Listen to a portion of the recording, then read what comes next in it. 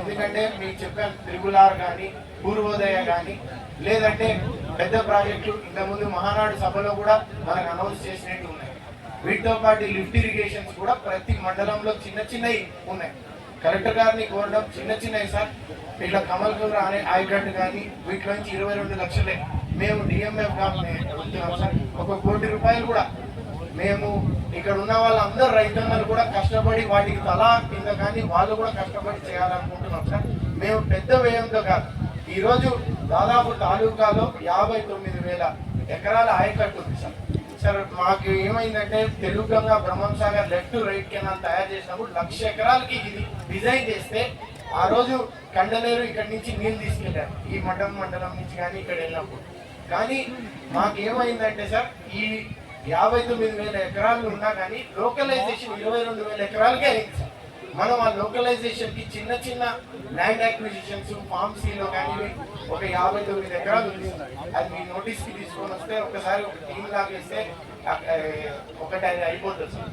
దాని తర్వాత మనకి ఈ చిన్న చిన్న లిఫ్ట్ ఇరిగేషన్ ఎందుకంటే సార్ మెట్ట ప్రాంతం లైన్ డయాగ్రామ్ చేసాం సార్. ఇది కానీ మీరు చూస్తే పై భాగంలో నుంచి వచ్చిన ప్రదేశంకి ప్రతి మండలం కాశీనాయన మండలం కలసపాడు ఎవ్రీ మండలంలో లెఫ్ట్ రైట్ కెనాల్ తగ్గుతుంది. కానీ ఎల్ఎస్పి కూడా గతంలో తీసుకొని వచ్చారు. కానీ ఎవ్రీ దానికి క్యాస్కేడింగ్ ట్యాంక్స్ నింపినప్పుడు 150 చెరువులే నింపుతున్నాయి. మొన్న కూడా ఒక 50 చెరువులకి ఓన్లీ మనం 50% మనం నింపగలిగాం. ఒక మాన్సూన్ ఎప్పుడు ఫెయిల్ అవుతుంది. ఆ మాన్సూన్ ని నింపాలన్నప్పుడు ఈ చిన్న చిన్న లిఫ్ట్ చేస్తే మళ్ళీ దాని కింద ఉన్న చెరువులు నింపేసుకుంటాం. దాంతో పాటు మనం ఇవన్నీ చూసినప్పుడు రైతన్నలు కోరుకునేది ఏంటంటే సార్ పిల్ల కాలువలు అనేది వాళ్ళు కూడా వాళ్ళ పొలాలు ఇస్తున్నారు. చిన్నగా ఈ నరేగాలో కానీ మీట్లో పెడితే ఒక్క కెనాల్ కనెక్టివిటీ కూడా వస్తుందని మీ అందరికీ కోరుకుంటున్నాను. సో మా ప్లీ ఒకటే సార్, ఒకటి గతంలో ఈ సర్వీసు అసలు ఆఖరికి గత ప్రభుత్వంలో చెరువులు తెగిపోయినా కానీ లేదంటే మనకి ఇక్కడ స్ట్రింగ్స్ కానీ తాడు తెగిపోయినా లేదు గది. కానీ మన ప్రభుత్వం వచ్చినాక మీ సహకారంతో సార్ ట్రాన్స్ఫార్మర్లు కూడా అప్పటికప్పుడు ఏర్పాటు చేశారు. మీరు చూస్తే సార్ 2 లిఫ్ట్ ఇరిగేషన్ స్కీమ్లు ఈ ప్రభుత్వం వచ్చినాక డబ్బులు ఇస్తే గత ప్రభుత్వం ఆ మోటార్ మునిగిపోయినా చూసుకోలేదు. ఒకసారి మీరు హై లెవెల్ కానీ ఇక్కడ రివ్యూ మీటింగ్ కానీ ఇరిగేషన్ చేస్తే చాలా చిన్న వ్యయంతో సార్ 2 కోట్లు 3 కోట్లలోనే చాలా వరకు 10,000 ఆయట్ కట్టి ఇవ్వచ్చు సార్. ఇమీడియట్ గా ఇచ్చేదానికి కొద్దిగా పెద్ద అమౌంట్ అడగట్లేదు సార్. అంతా 2-3 కోట్లు ఒక 10 కోట్ల లోపలే ఉంది. అదే విధంగా సార్ ఈ రోజు వరకు బ్రహ్మంసాగర్ నుంచి వచ్చే నీళ్లు లెఫ్ట్ కెనాల్ రైట్ కెనాల్ కి మనం సోర్స్ డిస్ట్రిబ్యూటరీ ఉంది. కానీ ఎవ్రీ కెనాల్ కి అనఫిషియల్ గా మనం నీళ్లు డ్రాయింగ్ ఉంది. ఆ డ్రాయింగ్ లో మనం ముఖ్యమంత్రి గారికి నోటీస్ కి కూడా తీసుకెళ్ళాం సార్. అందుకే మీకు అవి కొడుతున్నాం సార్.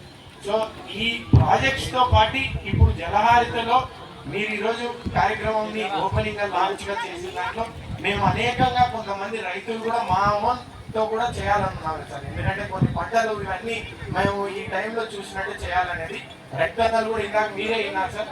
ఇంత పంట ఎప్పుడూ వాళ్ళు పండిలేదు. మీ సందేశాలు సూచనతో పాటు నేను రామపీడి గారు కూడా అడిగాను సార్. ఒక మోడల్ గా మీరు కొన్ని విలేజెస్ హార్టికల్చర్ గా టేకప్ చేసి ఈ రోజు రైతులు ఎలా ఉన్నారంటే సార్ పక్క పంట చూసి మేము కూడా అదే పంట వేస్తామంటున్నారు. అదే కొన్ని మనం ఏర్పాటు చేయాలి సార్.